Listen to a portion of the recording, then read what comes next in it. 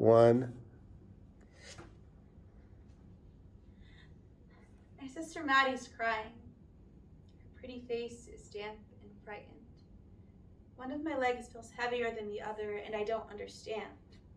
And I want to ask Maddie why, but I can't seem to form the words because there is an ocean inside of me. Warm and sweet, and I'm just bobbing along the waves. I try to ask Maddie where Joey is, but she doesn't seem to understand me.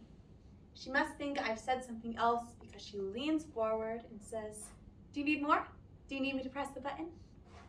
Her finger presses the button on the side of my bed, and the largest wave I've ever known billows over me, like the parachute game we used to play at the gymnasium in kindergarten, all of us laughing as the fabric gently overtook us, blocking out the world. My mother's voice is trembling. She says, "This is not right. This is not something that happens to people like us." My father's voice sounds weary. He's been weary for years now. Joey makes people weary. He says, "They found heroin in his system, Abigail. How did we miss that?" The word floats in the air before me like something eerie and frightening.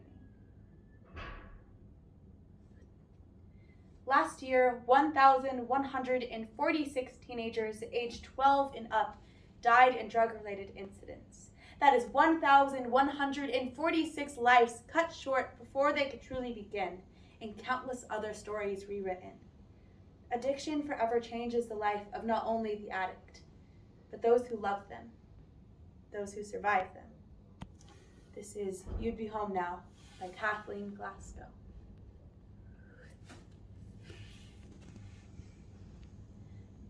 There's vomit splatter on Joey's hoodie at the party. When I found him in the bedroom, he was woozy and floppy, and he made no sense, and I just thought, I thought he was just drunk. Stoned, maybe. My mother says that she will fix this, that he'll go to rehab, he'll be better, and he'll come home. She says rehab in a clipped way, almost like it hurts to have the word in her mouth. My father says, "He could have died, Abigail. Emery could have died. A girl did die." The ocean inside of me, the one that was warm and wavy, freezes. "What did you say?" My mother's eyes are wet blue pools as she curls her fingers in my hair. "What did you just say?" But Candy just had a headache. She had a headache. She had a headache at the party and she wanted a ride home. That's why she was in the car. She had a headache at the party and she wanted a ride home. And how can it be fair that a person has a headache at a party and gets in a car and dies? And everybody else gets to live. How can that be fair? Joey Ward used to be cool, a girl said in the bathroom of Hayward High last year. She didn't know I was in the stall. "Not anymore," another girl said. "Just another druggy loser." I cried in that stall because I knew Joey was more than that. Joey was the one who taught me how to ride a bike because our parents worked all the time. He would sit with me for hours and read in a bedsheet fort in my father's den, long after he probably should have been ignoring me in favor of his friends, like most older siblings do. He taught me how to make scrambled eggs and let me sit with him in his attic bedroom while he drew. Until he didn't. Until the day that I knocked and he told me to go away. "Joey, why did you do it?" In my bathroom, I ran a finger gently down the scar. When I was in the hospital, they had a chart on the wall with 6 round faces. The last crying face was a 10 and meant your pain was at Hurt's worst. That was the worst you could possibly hurt. I always wanted to choose that one because it really felt that way. My knee and lots of other things. I think about the prescription Dr. Cooper gave me, the one that I never told my mother about. That's what happens when your brother's addicted to drugs. Your mom gets so paranoid you might turn out the same way. She restricts your pain medication. She keeps them locked in a cabinet in the garage along with every other possible medication in the house. When I asked her where she was going with a Tupperware full of painkillers, she said, "I just want your brother to come home and have no distractions." When I asked her why she was putting all her jewelry in a safe in my father's den, she said to be careful. When I go upstairs to Maddie's room, Joey is lying face down on the bed, perfectly still. Out of habit, I panic. What if he took something in the bathroom? My heart starts to pound thinking of those mornings last year where I had to throw cold water on Joey's face to wake him up for school before my mother could see how wasted he was. I don't want to go back to those exhausting and lie-filled months.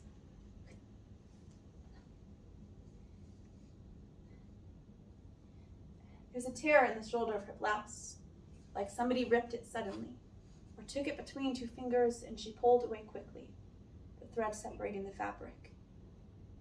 Her eyeliner smudged. The strobe lights in the basement flash across her face. Red, blue, red, blue, red, blue, red, blue, red. Is she crying?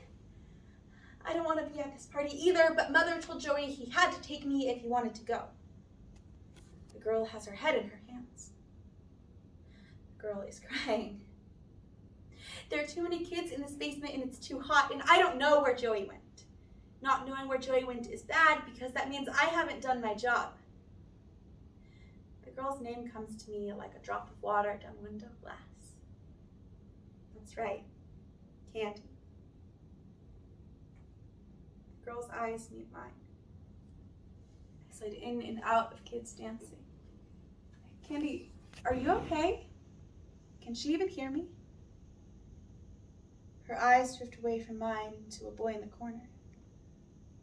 He's staring at us. I don't like his eyes.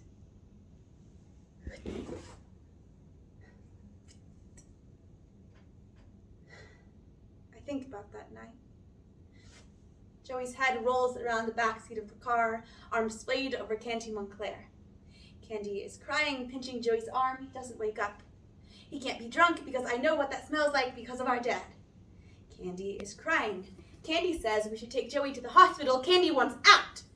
The rain is coming down hard. Trees become fingers, become teeth reaching out for me, and I don't know if I make any noise because my heart is in my ears, drowning me. The car is weightless and heavy at the same time as it smacks against the earth and bounces and rolls and rolls and... Luther Leonard is half in, half out of the shattered windshield in front of me, his feet dangling at strange angles. I call my brother's name, but there isn't any answer. My hands feel around the seat for the belt lock, but they quiver so badly that they can't settle down. There's something in me I feel. Something in my body that is not right. Something out of place. In the rearview mirror, Joey is a useless thing splayed over Candy Montclair, blood in his hair. I call her name. The sounds that come out of her are not words. They are weightless and heavy and thick and thin and full and wet all at once. And I have to get out of here. I have to tell someone. I have to get help. I have to leave this place of shattered glass and crushed metal and Luther Leonard's dangling feet. But I can't move. And I can't get out. There comes a howling in Wolf's Creek Woods. There is a howling, and I think maybe it's me. And then I realize that it isn't. It's the howl of sirens. And beams begin to fill our broken car with light.